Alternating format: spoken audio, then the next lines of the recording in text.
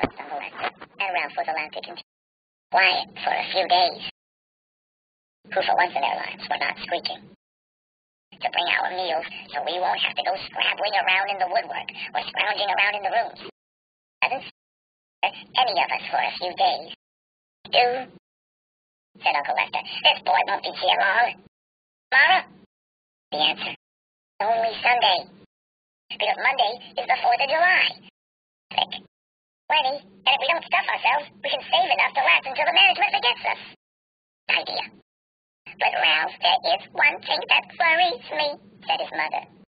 We'll have a waiter bring food to the room. They always give him a coin or two for his service.